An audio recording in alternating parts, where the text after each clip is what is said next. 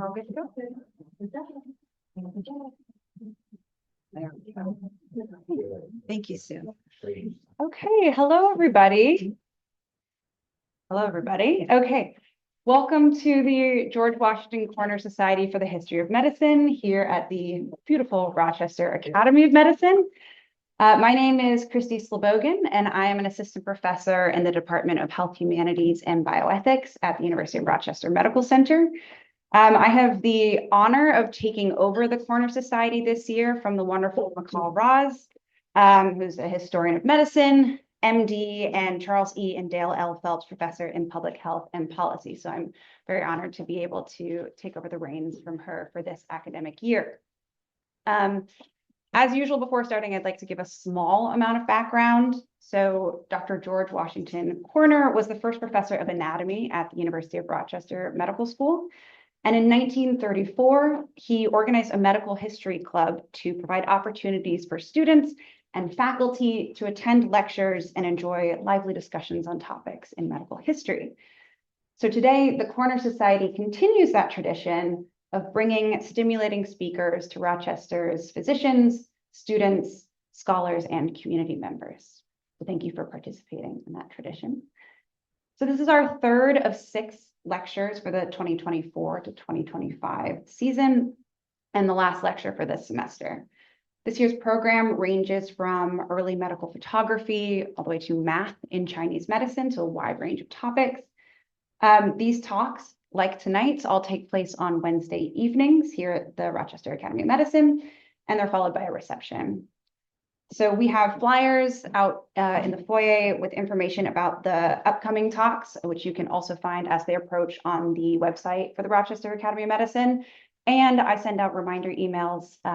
So if you'd like to be added to the Corner Society list, if you're not already on that, please do let me know and I can easily add you in. With all that said, I would be remiss to not promote our next talk and try to entice you all to come since I have you here already. Our next talk will be a lecture titled Invisible Anatomy, Meridians and Math in Chinese Medicine by historian of medicine Lan Li from Johns Hopkins University. That lecture will take place on Wednesday, February 26th, same place, same time.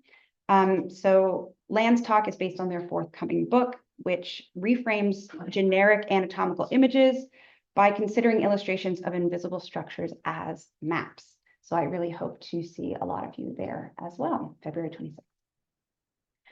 We're grateful that these events can continue to take place thanks to the generous support of the Department of Health Humanities and Bioethics, the Paula M. Scheibe Center for Bioethics, and the Humanities Center at the University of Rochester. I also must thank those who are dues-paying members of the Corner Society. If you're interested in becoming an official member, please do let me know. I'd also like to thank Bob Riley and Larry Gutmacher for their steadfast support of the Corner Society, and Sue Layton here at the Rochester Academy of Medicine for her facilitation. Now, I promise without any further ado, I will actually introduce tonight's speaker.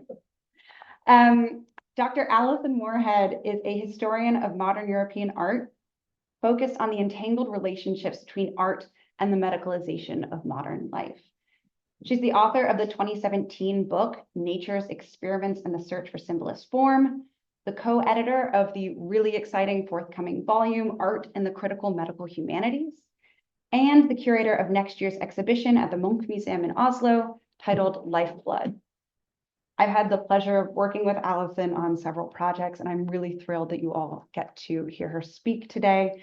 And her lecture tonight is titled Edvard Munch and the Medicalization of Modern Life. Please join me in welcoming Dr. Alison Moorhead.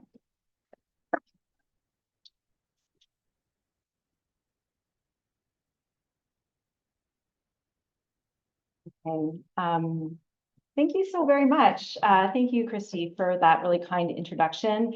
And I won't thank all the people that you thanked, but I will thank in general the Corner Society for inviting me, and also the Department of Medical Humanities and Ethics for supporting the invitation, and also Christine Donnelly for administrative help with my trip here today. It is really a delight to be here with you this evening. I really do wish that we joke about this ferry that used to come from Toronto to Rochester, and I really wish it was still in service and I could come more often. Rochester is actually home to one of my very favorite paintings in the world, not by the artist Edvard Munch, but a small painting by the late 19th century French artist Edouard Vuillard, which we used for the dust cover of my 2017 book that Christy mentioned. And so I took a little trip to the mag today to see this tiny gem, which I highly recommend to all of you. Now, on the back of that book is a detail of the iconic painting, The Scream, by the Norwegian artist Edvard Munch, who is the subject of my talk today. And this is the most well-known version of The Scream, if you might say. It's from 1893. All right. So I want to emphasize that I'm going to be talking to you today about this curatorial project. So it's an exhibition for a mass audience, which, among other things, means that it's the product of collaboration and much generosity among my colleagues in Canada, in Norway, in the US, and beyond. Collaboration among curators, conservators, and other museum staff, lenders to the exhibition, and many contributors to the catalog. The exhibition began its life as a research project funded by the Social Sciences and Humanities Research Council of Canada.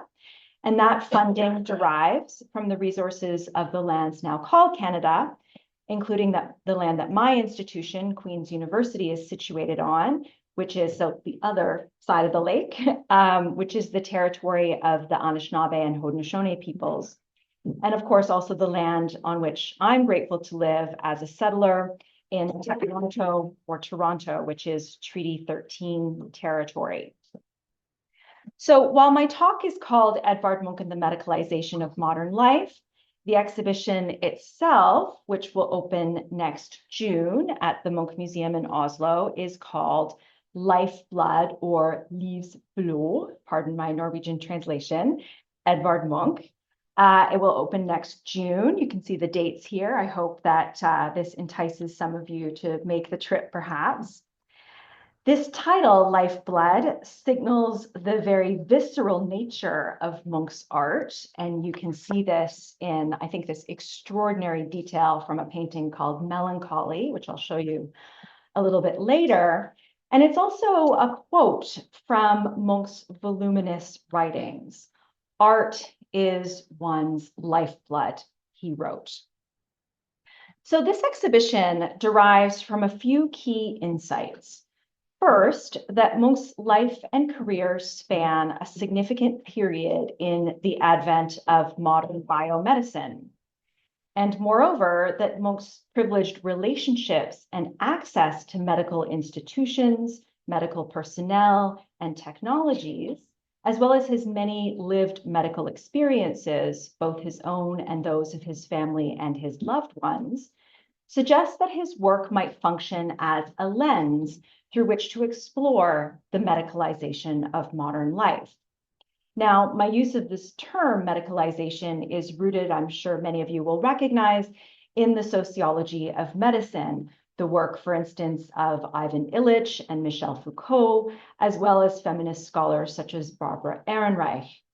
But in line with more recent work by, it's not super recent, but nevertheless more recent work by Peter Conrad, Nicholas Rose, Susan E. Bell, and Anne E. Figert, I tend to use medicalization not as a de facto critique, but to signal the profound changes in experience, subjective and intersubjective, brought about by modern medicine.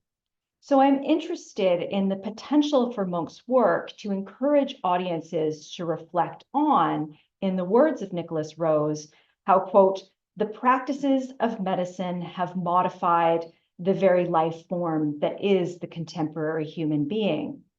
Now, to put this in the most banal of terms, less for this audience, but for audiences coming to see the exhibition, when Munch was born in 1863 at a farm north of Oslo, very few people in Scandinavia, in the rest of Europe, or North America would have been born or died in a hospital.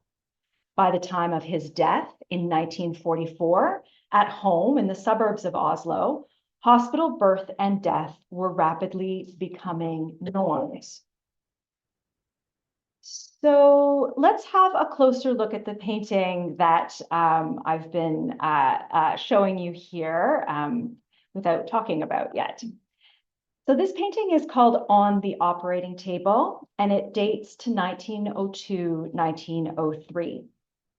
The painting is based on Munch's own lived experience of undergoing an operation on his left hand, and that was his non-dominant hand. In September of 1902, Munch was in the coastal village of Åsgårdstrand, about 60 miles south of Oslo, where he had a cottage. In the midst of an argument with his lover, and you can imagine that this episode has been mythologized a lot in the literature, he took a bullet to the middle finger of his left hand, which was probably self-inflicted. He was transported from Åsgårdstrand to Christiania, the city now known as Oslo, where he was admitted to the state teaching hospital, Rikshospitalet, so really the main national hospital in Norway, where he was x-rayed and operated upon to remove the bullet. Now here's Munch writing about this experience in his characteristically dramatic, and I should mention it becomes quite graphic. And he writes mostly in the second person. It's a long quote, so we'll get into it. I'll wait until we're settled.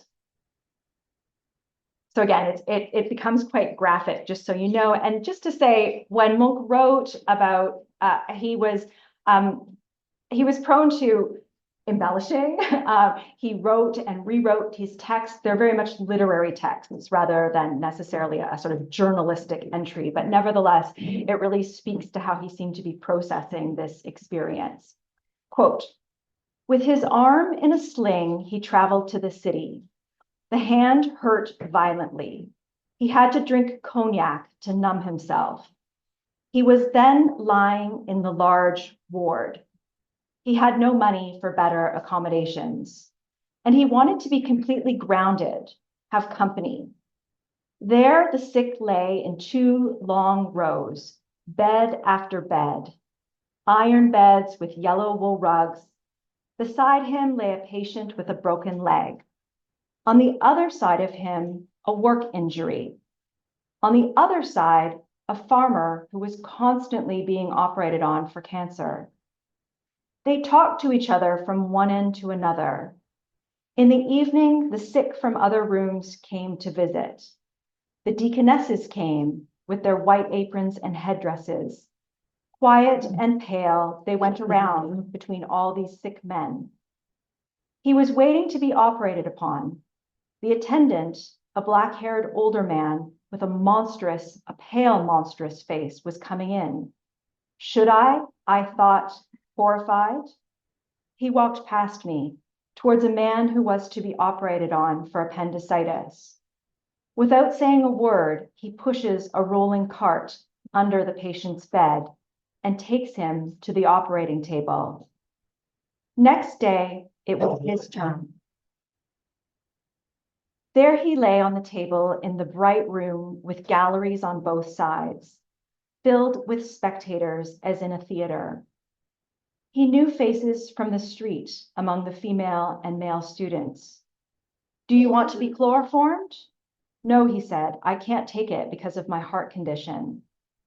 Then he saw all the preparations. The knives were taken out, and he followed all of the professor's movements.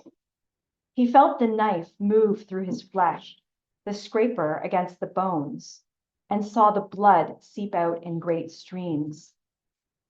The bullet had exploded, and the bone stood out in 1,000 splinters that had to be cut off. Pieces of bone and lead were in the flesh and had to be taken out. It took a long time. He saw the fingers hanging like the fingers of a glove, thick, swollen, and bloody. The pain drove the sweat from his forehead. He wanted to scream, but the many eyes forced him to grit his teeth. There was rooting around. Cutting happened and sliced into the flesh. and the hand looked like a piece of chopped up meat. After an hour and a half of work, the doctor said, "Yes, I hope that's enough. The hand can't take any more." And he was taken back. The hand would probably be fine. The days went by and he got a fever from the infection, and the pain was awful in the hacked up hand. Now, as you will all know, I don't need to say this, but again, for a less learned audience, surgery and surgical innovations facilitated by new imaging technologies such as X-rays, which of course were only discovered in 1895 and then applied very soon to medical imaging. So only a few years before this event, as well as, of course, anesthesia and antisepsis, are hallmarks of the emergence of modern medicine, with surgery rapidly increasing in frequency in Europe in the second half of the 19th century. In Munch's painting, a white male patient is spectacularly vulnerabilized on the operating table, naked with missing or indistinct genitals, and with a gallery of spectators signaling the clinical teaching context of the space. 3 nearly faceless, white-coated doctors huddle behind the fragile surgical subject. They seem to confer and to look in the general direction of the patient, but they are rendered with no hands, powerless experts separated from the main drama of the scene. Rather, I would say, the main drama of the work takes place between the surgical subject and the towering figure of the nurse on the left, whose uniform is that of the deaconesses who mainly staffed Rikshospitalet, although note that she's not wearing a headdress, which likely signifies her identity as a trainee. Now, the son and brother of doctors, Munch accompanied his father to military hospitals and on house calls as a youth. It's not too much of a stretch to say that from an early age, he was a kind of member of the fraternity of medicine, which afforded him quite privileged access to institutions and vulnerable sick people, including for the purposes of his art practice. And we'll see this pattern recur over and over again throughout Munch's life and career as he sought out these relationships with medical personnel, including patronage relationships. And these gave him access to institutions and indeed to treatment. On the operating table, I think, evinces a certain awareness of women nurses seeking professional identities within the hierarchical and gender-segregated institutions of medicine.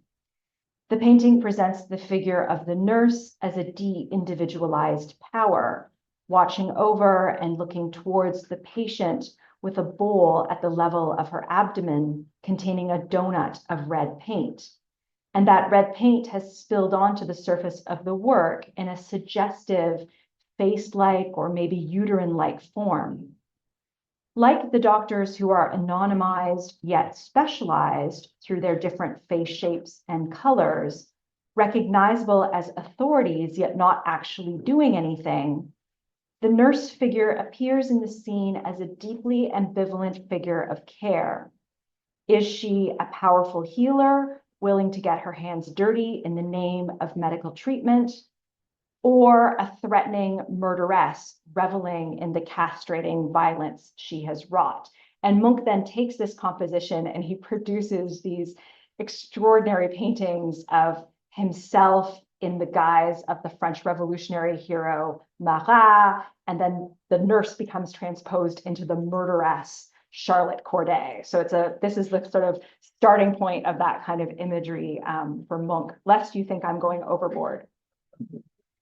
And what of the medicalized subject laid out naked on the operating table? I mean, he would have had a sheet, right? This is sort of a complete fantasy, likely. So if we're looking at this from the kind of phallocentric logic of patriarchy, it's a body really meant for penetration in a painting full of holes, from the stack of circles denoting the audience through the window, to the hole of the red donut, to what I think of as the keyhole of the painting, this little circle created by the surgical subject's curled fist. Suggestive protuberances such as the bony knees, the jutting ribcage or hip, emasculate or perhaps feminize the body, offering radical gender instabilities or maybe possibilities in this surgical scene. Now, for me, as an art historian, also with this interdisciplinary training and interest in the history of medicine and medical humanities, these are very exciting readings of this extraordinary painting that draw on these histories of art, of medicine, medical humanities, and critical gender studies. But of course, as a curator, I'm perhaps less interested in a specific or a definitive reading of a work of art, and more interested in how works of art can be accessed in different ways by different publics. How can they be mediated in the space of an exhibition through their arrangement and their juxtaposition, as well as through furniture, through wall text, through lighting, and perhaps through audio? And I should add that as a feminist curator, I'm interested and committed to highlighting in particular the ways that gender is always an issue in Munch's work, and in the possibilities of centering the voices of women, including sick women and caregivers, who emerge in fascinating ways from the morass that is the archives around this one very famous artist. So perhaps the most significant curatorial decision and argument that we are offering to visitors who come to see Lifeblood is the idea that items of, and for the purposes of just being sort of clear about it, things that I'm calling non-art, in this case, objects from the history of medicine, these objects, I think, can be just as replete with meaning as works of art, such as this one by Munch. And that together, art and non-art can mediate each other in powerful ways. So for instance, on the operating table will appear with the X-ray of Munch's hand, as well as the volume of patient records in which Munch's records are bound, although these will be closed for privacy reasons. We can include a chloroform mask of the period, as well as photographs from Rikshospitalet, including one that you see on the top left, that shows one of the men's wards at the hospital, including a deaconess who staffed the ward. And we're also showing a deaconess's uniform in this section of the exhibition. And I just want to pause. It's hard to see, but I really love this photograph on the top left with the deaconess nurse in the ward. Because if you look very closely, it's from 1901, so it's almost exactly contemporaneous with Munch's experience. And if you look in the back, there's actually a patient who is sort of sitting up and looking directly at the camera, which is quite extraordinary. And there's also on the left, you can sort of just make out that there's a patient in the bed that the nurse is attending to. So many of the things in the exhibition are things that Munch owned or that were used in institutions that we know Munch went. And they nearly all date from artists' from Munch's lifetime. And so we've really chosen these objects with the intent of a kind of historical rigor. So we could, for example, have made the choice to include objects that point in very suggestive ways to many contemporary issues in medicine. We could have, for example, included a bottle of COVID-19 vaccine. But what we really wanted was to let these historical objects, the art and the non-art together, speak in very direct ways to each other without being overly prescriptive about the contemporary connections that viewers might make. So it's unfortunately still a little bit early for me to show you some of the design work we're doing to organize this material, but I should note that we're working with architects who have a really long track record in carefully displaying different kinds of things in exhibition spaces, combining works of high art as well as all sorts of other things, books, photographs, etc., arranged in vitrines.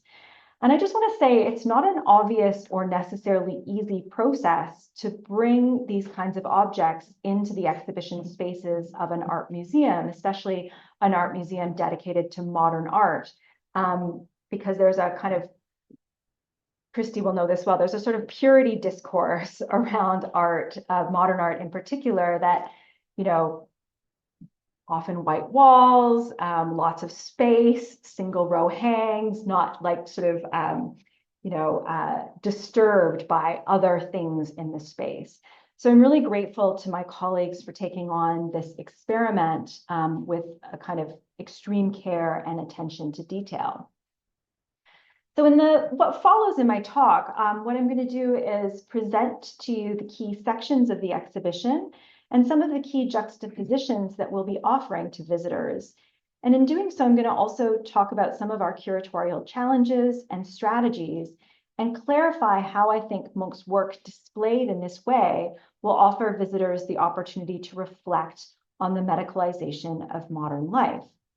So after the opening section of the exhibition, which includes the two paintings I've already shown you on the operating table and hospital ward, along with the objects and others, the exhibition roughly traces the arc of Munch's life from birth to death, not, however, to instantiate a biographical approach, but to highlight the universal experience of having a vulnerable body that is born and that will die.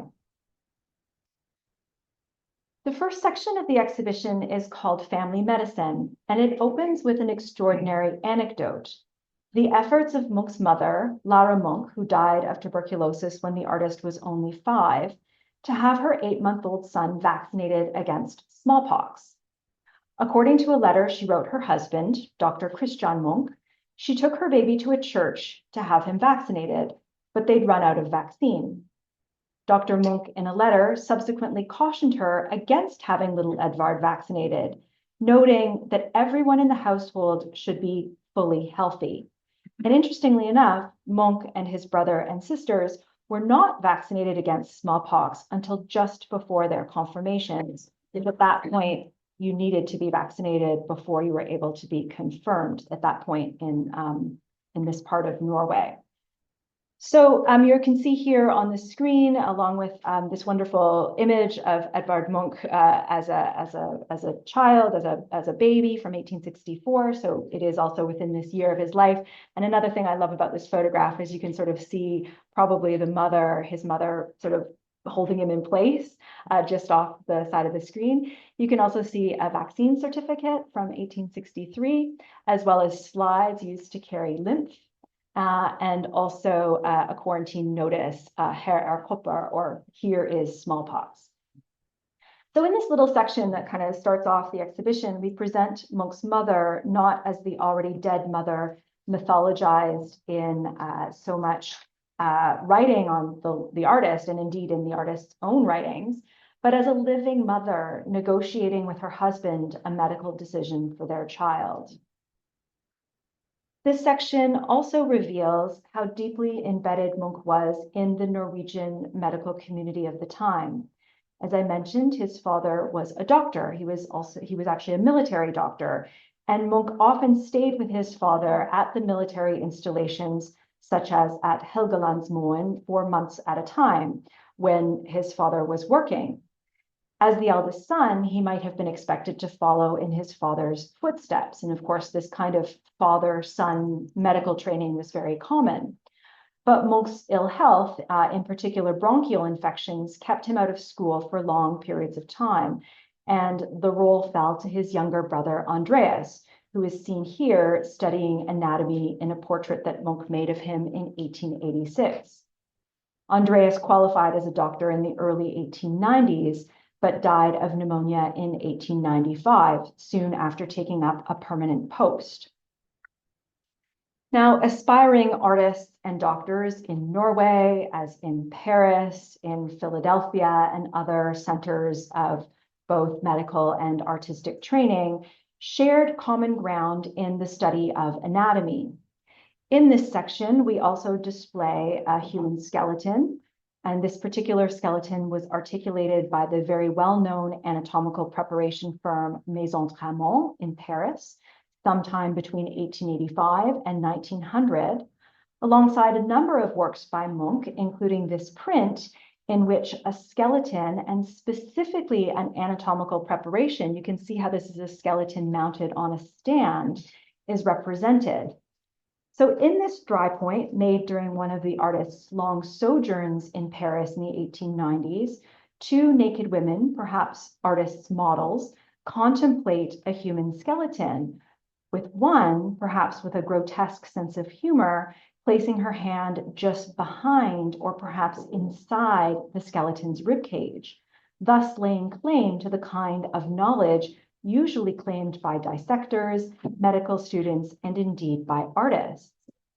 Now, this particular human skeleton arrived from Paris to Oslo, where it was used at Rikshospitalet in the late 19th century.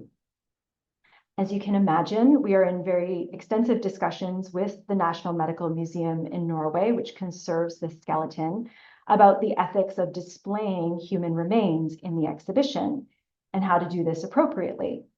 Among other things, the curators are arguing for a display that avoids spectacularizing the skeleton, reminding visitors that these are indeed human remains. Many people come and don't realize that it's real, and offering some speculations as to who the person was who once moved with these bones. When we know that it was made in Paris between certain dates, we can speculate a little bit about the age of the person, because they would have been, it's a sort of an adult skeleton, so we can sort of guess. And the curator who has done some research on this, this person probably would have been about 20 years, or somewhere around 20 years, the age of Munch, so 10 years one way or another. So somebody who may very well have been contemporary with the artist.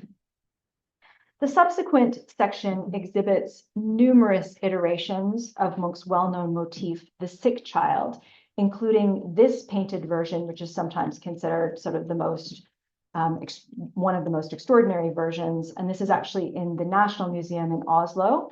And we're exhibiting this alongside diagnostic, therapeutic, and anti-contagion items, such as blue Henry sputum bottles, developed after the specific bacteria that caused tuberculosis was identified in the early 1880s. Now, the sick child is often read as Munch's memory of his sister Sophia dying of tuberculosis. But the exhibition reminds visitors that Munch met the model for the work, the red-haired Betsy Nielsen, when he accompanied his father on a house call. Munch, as I've mentioned, often pursued these close relationships with medical professionals, through which he gained access to medical institutions and vulnerable people for the purposes of his art. Responding to critics who called his art sick, Munch wrote, quote, "When I paint sickness, it's a healthy reaction to learn from and to live by." In other words, while Munch is often thought of as a sick man or an artist whose work supports stereotypes of the male mad genius, he also worked from this status of a medical insider and often positioned himself in a kind of role of a healer. So he's imagining his work as itself a form of medicine in its portrayals of illness. Munch's work also evinces a certain understanding of the differences between his own experiences with mental distress and those of his sister, Laura Munch, so she had the same name as their mother. He wrote, "We were all strongly nervous, but how much was inherited and how much had developed from influences in the home?" In other words, how much was related to the family trauma. In a section called The Gender of Melancholy, the exhibition explores how male melancholy is often figured as a contemplative, creative state, in contrast to female melancholy. And I'll mention that both melancholy and hysteria were diagnoses that Laura Munch received in the late 19th century before she was institutionalized. And she was institutionalized first at the National Psychiatric Hospital in Norway, which is called Gåstad, and then at the City Asylum subsequently, before she moved to a long-term care home. So female melancholy, Munch tends to represent as a figure who is perhaps catatonic, isolated, and indeed institutionalized. So in contrast to the male melancholic, who's often shown in nature and as a kind of thinking figure. Near Munch's painting Melancholy, which you see here on the left, which is often read as representing his sister, we give viewers the opportunity to read some of Laura Munch's letters, including this really extraordinary letter from the Oslo City Archives, which is a letter to her doctors, revealing, it's a tough letter, it reveals her thoughts of suicide, but it also expresses her agency about the conditions of her institutionalization. She asks the doctors to take her to the institution, and she says, I really would simply like a single room. And she also says that she'd like to be sedated.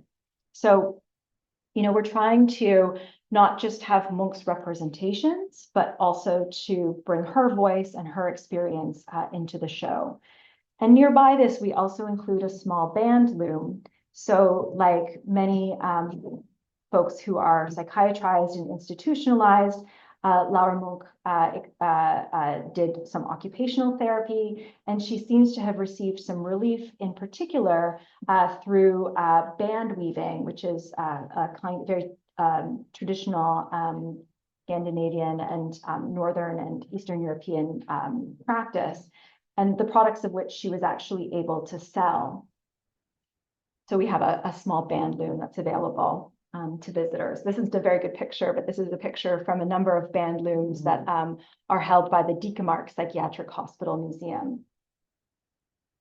So in this section, we also display Munch's very intentionally shocking painting Inheritance, which depicts a mother crying over a syphilitic child. Unlike the usual fin de siècle imagery of syphilis, which tends to identify women, and in particular women sex workers, as the primary threat, this painting culpabilizes men who infect their unknowing wives. Munch claims to have seen this horrible scene of a mother and child at Paris's Hôpital Saint-Louis. So again, no doubt gaining access through one of his many medical contacts in Paris. In addition to material relating to the development of the Wassermann test for diagnosing syphilis and the first antibiotic to treat syphilis, which were both developed in the early years of the 20th century, we display two of the many wax moulages representing syphilis from the Hôpital Saint-Louis. Now, this segues into a section in which medical technologies of reproduction and birth control are highlighted, beginning with a rather surprising painting by Munch called Foster Mothers in Court, but also exhibited in the artist's lifetime as angel makers, which is often used as a euphemism for abortion care providers. This painting is based on a Norwegian court case of 1901, which was similar to the much better known case in the UK of the Finchley baby murderers. And in this case, the Norwegian case, 5 women, including a midwife, were tried for the maltreatment, murder, and medical cover-up of babies entrusted to their care by unwed mothers. So the case was, as you can imagine, a scandal, a big sort of public event, and it sparked outrage and mobilized an emerging feminist movement in Norway, led by Kati Anker Müller, who campaigned for women's rights, for abortion access, and for birth control, including on eugenic grounds. This context, I think, sheds important light on Munch's well-known motif Madonna, which is usually understood as an eroticizing portrayal of a woman in the midst of orgasm, but one for whom the promise or perhaps the threat of reproduction in the form of the sperm that surround the figure in the border and a very worried looking fetus are ever present. This section includes a very early baby incubator, which was made in Paris, but purchased for Rikshospitalet in Oslo to inaugurate the new pediatrics department, as well as historical birth control devices and ephemera, including this condom packet. We won't actually have the condom. They don't travel very well. Designated as only for the use of the German Wehrmacht during the Second World War. So just a reminder that Norway was under a Nazi government, during which time birth control was largely recriminalized. Nevertheless, the German army had this limited access to condoms to maintain the health of the fighting forces and, of course, its racial purity. Now, Munch lived through two flu pandemics, the pandemic of 1890 to 95, which was sometimes called the Asian or the Russian flu, and the pandemic of 1918 to 19, often called the Spanish flu. And of course, we know that this desire to locate the source of contagion and then to scapegoat populations is quite common. In 1890, Munch arrived in Paris to find the city in a very difficult state. And with his own ill health in mind, he moved out to the suburbs where he sketched himself sticking out his tongue in the mirror, captioning this somewhat humorous drawing, influenza. In 1919, he painted this massive, really huge painting and very expressive self-portrait of himself as a sick man, titling it Self-Portrait with Spanish Flu, and exhibiting it perhaps as a way of signaling his return to vigorous and creative health. In this section, I don't have a good photograph of it. It's been difficult to photograph, but we also exhibit an oxygen tank and nebulizers that the artist owned, which he received from a pharmacist in Berlin on speculation. The next section details Munch's excesses and his lifelong attempts to achieve wellness. He frequently represented his alcohol consumption as both liberating and problematic, and he was certainly aware of the emerging discourses of alcoholism as a disease. Alcohol's status as both healing and harmful is condensed in prescriptions and labels that remind the visitor that during Prohibition in Norway, which coincided with the 1918-19 flu pandemic, alcohol was specially distilled and available on doctor's orders. So on the top, you see a prescription for suikebrennevin, so like just, I know it's not a good translation, but like, basically, specifically this liquor for sickness, and then cognac for medicinal use. Munch's frequent stays in spa and sanatoria, and in particular his interest in bathing cultures, emerges as a key theme in this section, with numerous spa pamphlets and postcards from spas and bathing sites such as Warnemünde and Wiesbaden in Germany. Now, Munch also attempted to bring a lot of these health regimes home with him, and they're summed up, this kind of effort to bring these health regimes home are summed up in material related to his vegetarianism, which emerged quite early on through his contacts with what were occult vegetarian circles in Germany around 1900. In keeping with the life reform movements of the early 20th century, vegetarianism had some really interesting and problematic connotations of bodily, spiritual, and racial purity. And we can actually see this through some of Munch's writings. And I should just say, Munch made very, very few almost no still lives in his entire life. It was not a genre that he worked in, aside from a couple, very early ones as a child. But in the late 1920s, he made these four kind of glorious still lives of vegetables, in which the vegetables almost, I think, come alive. And you can see here, we're showing this with a postcard from the vegetarian fruit growing colony outside of Berlin. This was a real center of vegetarian activity at the time, and also this quite extraordinary drawing from the arts journal Jugend from the late 19th century. You are an anatomist of the body. I am an anatomist of the soul, Munch reportedly said to his close friend, the anatomy professor Christian Schreiner, who, among other things, photographed and measured Scandinavian populations and collected skulls as his own unique contribution to Scandinavian race sciences of the 20s and 30s. In this extraordinary collage work on the left, Munch presents Schreiner as a Hamlet-like figure, presiding over two anatomized and partially dissected corpses in the spaces of the University of Oslo. Although Schreiner was a university professor, Munch convinced him to be his personal physician, and in that role, he took on the job of executing the artist's will and commissioning his death mask. As the exhibition closes, the visitor can end with this material, or they can choose to end their visit by focusing attention on Munch's voluntary stay at a private nerve clinic in Copenhagen in 1908 to 09. This stay has often been mythologized as a stay in a hospital where Munch was, we imagine, that many people imagine, sort of formally diagnosed and formally treated.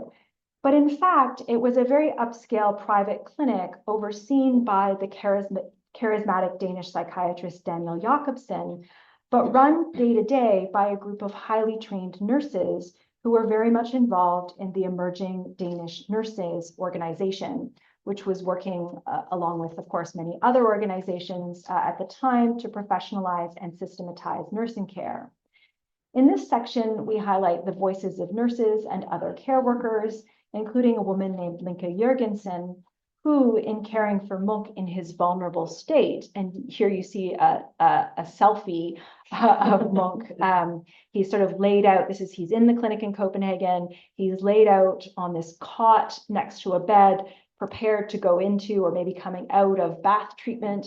You can actually also see some weights on pulleys that would have helped move people in and out of the baths.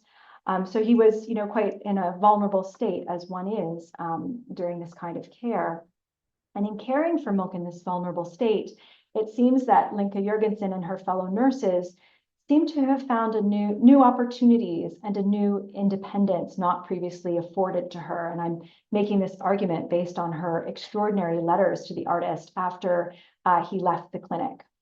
And this section also includes material borrowed from the families of nurses who staffed this clinic, which was an entrepreneurial extension of their nursing care practices.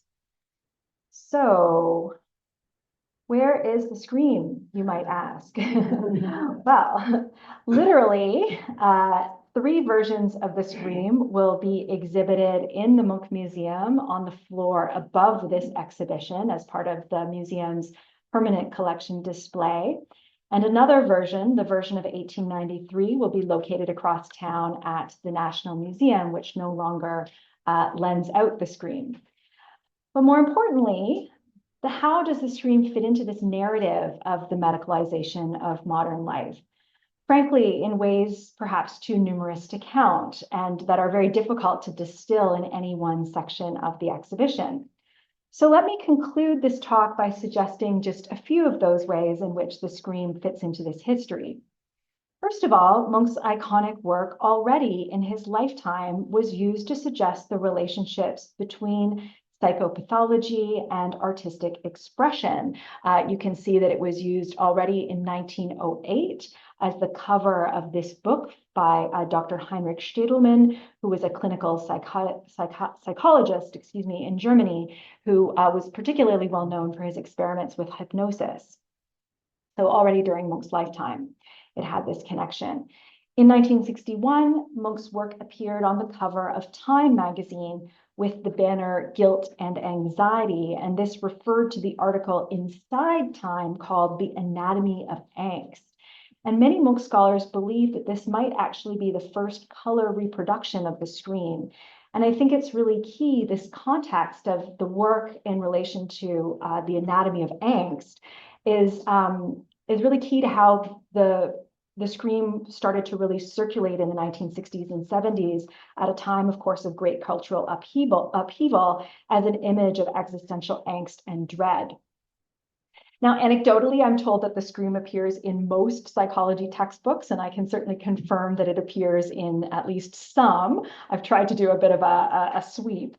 And I should also say that Munch's work, other than the scream, has often appeared on the cover of JAMA and in other medical journals. The scream also appears in sort of medical disciplines where pattern recognition is important. So I've seen, for example, people seeing ultrasounds in which that resemble the scream. And this is a microscopic image of a placental villus seemingly screaming that was published in a medical journal. And here I think we would be remiss in not mentioning also the 1984 anti-abortion care film, The Silent Scream, which purported to show a screaming fetus during an abortion. And that seems to really pick up on that imagery. Finally, we should also mention the numerous health and medicine related caricatures using the scream, which really were many during the COVID-19 pandemic, including this Dutch caricature from early in the pandemic with the caption, "Don't panic."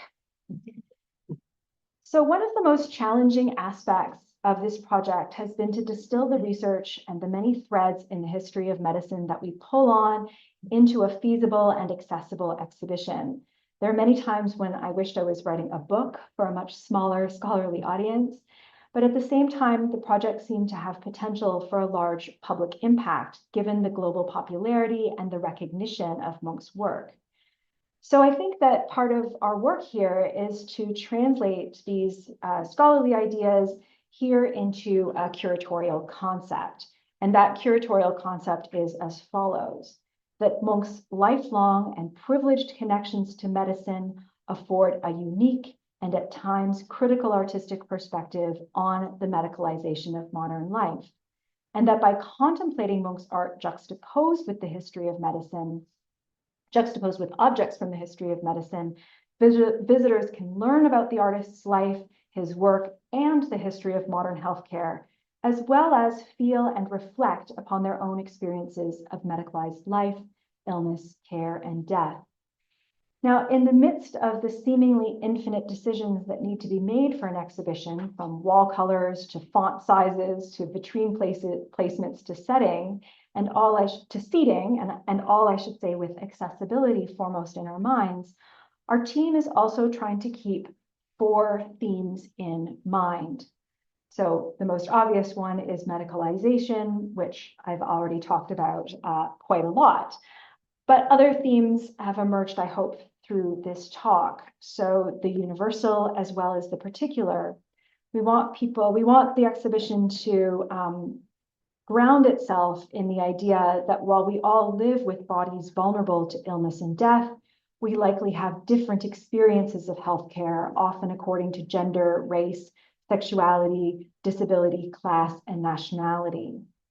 We also want to keep this kind of healing and harming intention throughout the exhibition, that medicine can both heal and harm, that we can appreciate absolutely the advances of modern biomedicine while still being critical of medicine's practices and inequities. And finally, we want to keep care in mind, and care not solely as a de facto good, but care as a powerful intersubjective experience that can, of course, be fraught, complex, and risky, but that care also has the potential for remaking the world. So I'll leave it at that and simply say thank you. And I hope, just going to go to the end there. And I hope you'll be tempted to visit Norway. And I welcome your comments and questions.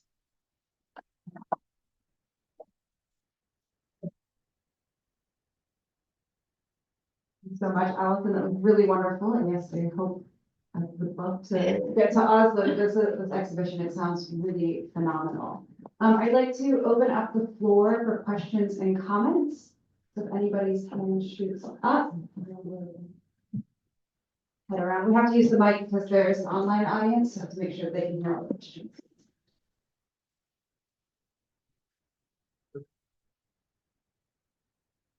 That was wonderful. Thank you very much. Thank you. Thank you, Ross. Yeah, my question is, so the bullet to the finger and it gets infected. Well, he says that he experienced infection after the operation. Didn't have antibiotics. That often kills people. Do Yeah. you have any more information about what happened? No, I mean, it's complicated. We have the medical records and then we also have his statements. So the medical records don't seem to mention this post-infection, although I should double check that before I say for sure. But so he mentions this infection. So, sorry. I mean, obviously, like antisepsis, was used at that moment. It's swollen and he viewed it as red and therefore infected, and it was just sort of. Maybe he had a fever, yeah, it's hard to know. Yeah, yeah. Entangling myth and fact in this particular, and in many people's lives and in many artists' lives, but this is a particular challenge, as you can see. It was just a bit of an interpretation question. Yeah. I noticed a similarity between Lifeblood and Melancholy, the table that the sisters sing in front of. Yep. That they are very close in terms of pattern. Is there any connection between that? Yeah, so you're talking about the detail that I showed you at the beginning. That is absolutely a detail from that painting. And what's so fascinating, so this is a painting that, again, Munch writes extensively about his paintings. This is a painting where he talks about having gone to essentially a boarding house, meeting this woman who was suffering from mental distress. Now, Munch also was very insistent that his own issues were neurological and physical rather than quote unquote psychiatric. Now, of course, those things are, as we know, very intertwined. But for him at this time, it was super important to distinguish between those two. What's extraordinary about, I think, that table with that blood is that, of course, it gives this incredibly physiological, visceral, what's the right word? Mood, atmosphere, material to that experience that we are meant to understand. One of my colleagues calls Munch's paintings empathy machines. They are designed, or they are attempts, and often to make you feel. And so that certainly that use of this bloody table that looks like a kind of microscopic slice, a sort of a specimen, is, I think, very deliberate. Yeah, good eye. Thanks so much for your talk. I guess my question is, you've really laid out very effectively here sort of how Munch is interacting with sort of different changing medical paradigms, medical technology over time. I wonder if you can say a little bit more about biographically how Munch's relationship with medicine as practice or as a field changed over the course of his lifetime, and if so, if it did change, how it changed. It's hard to say exactly, and because part of Munch's practice is to, in the same way that his works are intentionally meant to kind of evoke feeling, he also attempts over and over and again to traffic in universals. So, but to do so from a personal perspective. So his kind of whole artistic practice is, to work from personal experience, but to project that into what he thinks of as the universal realm. Now, of course, it's still his own experience, right?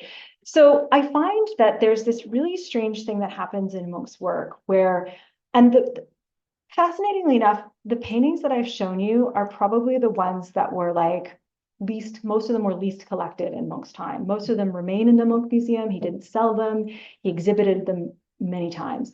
And I often think that it's because of the particularity of them and the way that they do seem to be specific to a medical regime or any kind of regime or practice of the time. Like that courtroom painting, for example, is completely illegible.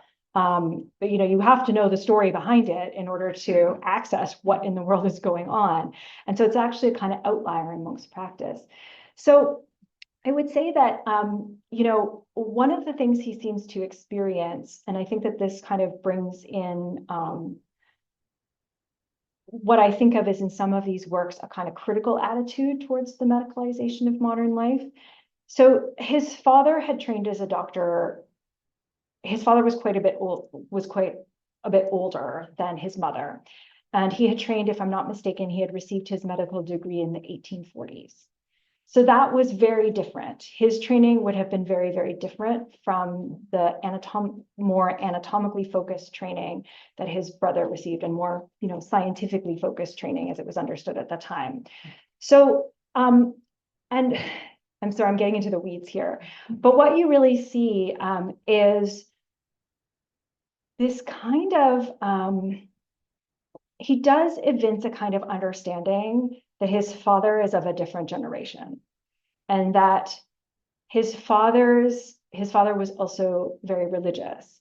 And at a certain point, Munch seems to lose faith in his father's ability to heal the family, both through prayer, either through prayer or through medical treatment. So there's this kind of way in which I think Munch is sort of experiencing in real time this kind of change in medical paradigms.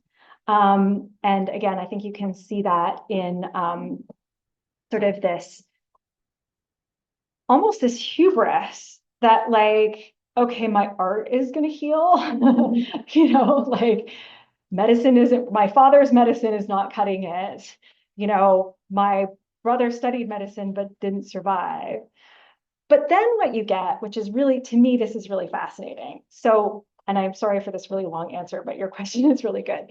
So in this whole thing of medical patronage, so, Munch, at this time, Munch is seen to be one of the most avant-garde artists. And he attracts a lot of medical patrons. And it seems as if their perspective on him and collecting his work and these, incredibly difficult themes seems to be in part an effort to reflect his modernity back on them, right? To declare themselves as modern men of medicine by collecting his work.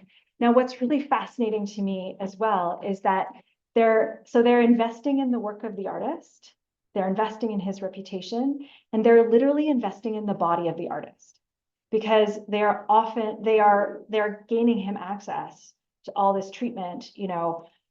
There are so many letters where they're like, Munch, you just basically have to stop drinking, and please go to a spa, and please, check yourself into this. They're connecting him with this pharmacist in Berlin. So it's also this, again, it's this really privileged access that I also think, not that it's always intentional, but I think that the work then has that critical edge that wouldn't always be possible. Like, I think that this is an incredibly critical painting. Like, this question is like, what is a medical experience? What changes? How might my understanding, I mean, it's a self-portrait. How might my understanding of myself change through this traumatic experience, which also involves medicine and, again, like the cutting into the body. And of course, it's totally over dramatized. Like, I mean, he had a little, I don't mean to say that this wouldn't have hurt, because of course we know that the hand hurts a lot, and especially if he didn't actually have chloroform as he claims. But, I mean, it's almost like his heart has been taken out, right, and put on the surface of the work. So I know I kind of wandered from your actual question, but I hope it was in a useful way. Early on, you referred to the sort of shifting boundaries between psychiatry and neurology that were going on there. Yeah. Meanwhile, at the same period to the south, Freud and psychoanalysis were emerging. Mm-hmm. Any sense of what influence that movement had on him, if any? It's a really great question. There's only a couple mentions in his writings of psychoanalysis, and I would say I don't think he really understands it. So I think that he hews to this very physiological, the kind of psychophysiology of his time. And I think that he hews to that well beyond the emergence of Freud, because when he does mention, he says, I don't think he mentions Freud in his text ever, but he does mention, he does use the word psychoanalysis, but he seems to conflate it with psychology and then sometimes with psychiatry. Now, that being said, of course, he is very cognizant. Cognizant isn't quite the right word. But he's very connected with circles in Germany and in France who are, also feeding into Freud's ideas. So, ideas about the unconscious. He's very close with a group of psychiatrists in Paris in the 1890s who are amongst the first in France to call themselves psychiatrists. And they take on that term in the 1890s in order to kind of declare themselves as reformers as opposed to alienists. So he's aware of shifts happening, but very similar, I would say, to the artist. And of course, then his work becomes sort of, for, like other artists, he becomes a subject for these kinds of readings, right? But he still seems to really, I think he's so embedded in that kind of psychophysiology, that kind of more, it's just not quite possible for him. Although, again, I mean, he does seem to understand, the concept of trauma and that kind of environmental. So it's certainly latent in his work. But Munch is not, and this is something that I think is so fascinating for us as art historians. He hung around with a lot of people and listened to a lot of people talk. He read a lot, but you can read and misunderstand, and he does that all the time. Like, he's a sort of, a colleague of mine once called him a sponge. Like, he takes in a lot.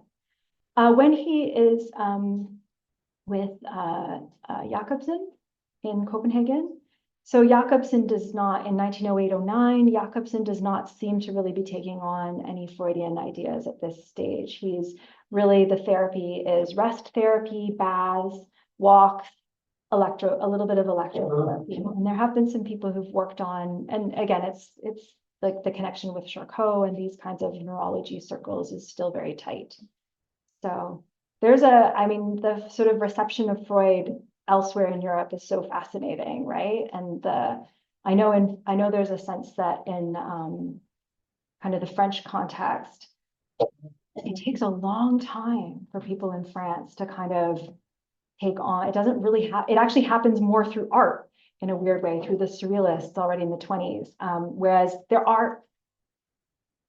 this is so down in the weeds, but there are a few people actually in Munch's circle who are starting, not quite in Munch's circle, a little bit later they start to receive Freud. He's already left, but yeah, they're deep in people like Théodore Ribaud, Hippolyte Taine. I don't know if this means these are like, French psychologists of the late 19th century. These are the people that they're really reading. And Nietzsche, they're also receiving a lot of this material through Nietzsche, which is really fascinating, and through people like Strindberg as well. One more question, and then we'll have a reception afterwards for more chat. Happy to answer more questions. Well, it's related to what I was talking about. I can remember learning as a medical student about hysteria, and I'm saying, well, what's the root of the word history? And it's rooted with the uterus, why in the uterus? And I'm saying, what is that all about? And so I think Freud, and this is when I'm, in the 1970s, learning about hysteria, a wandering uterus. That's what causes.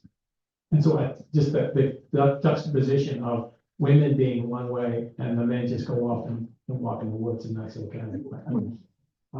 It's just interesting. I'm not sure that's a whole lot different nowadays. That's my concern.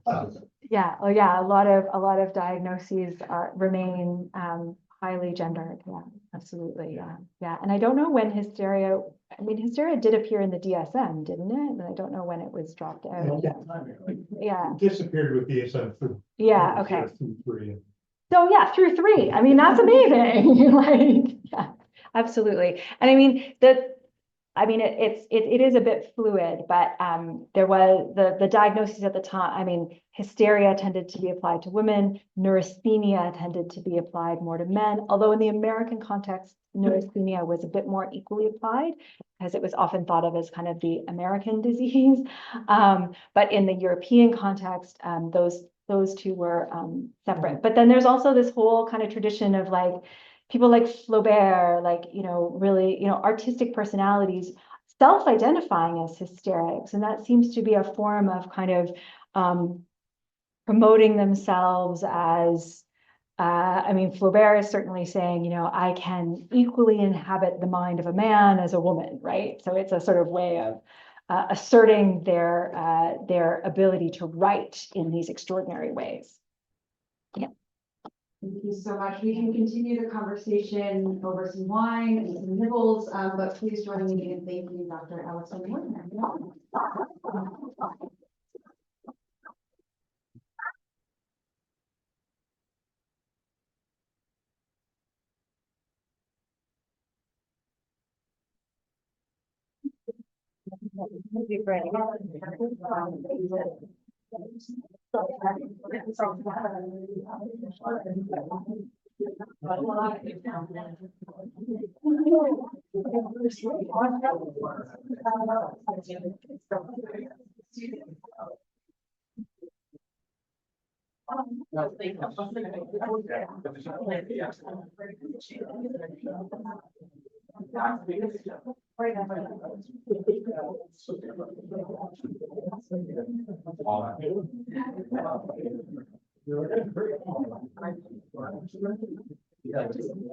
Yeah, that's what I don't want to say that.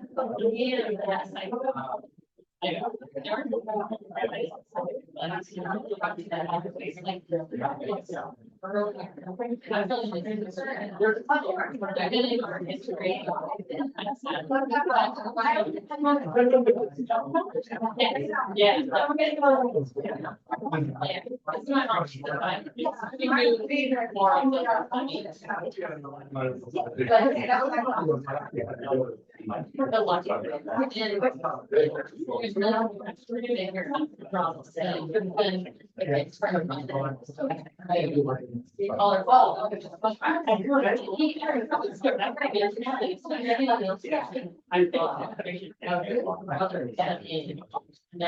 Well,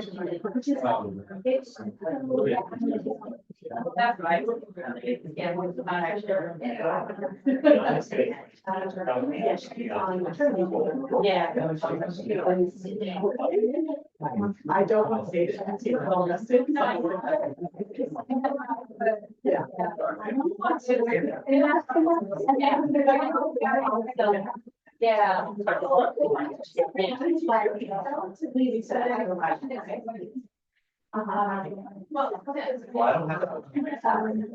yeah. But yeah, that's what we want to do. Yeah. Yeah. And then he takes that. Yeah. Yeah.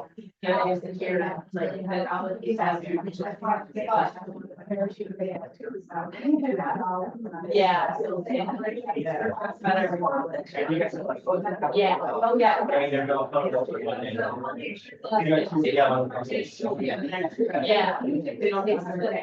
Yeah. But look like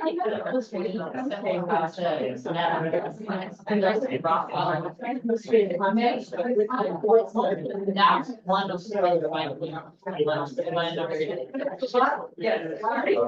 one of that's one of my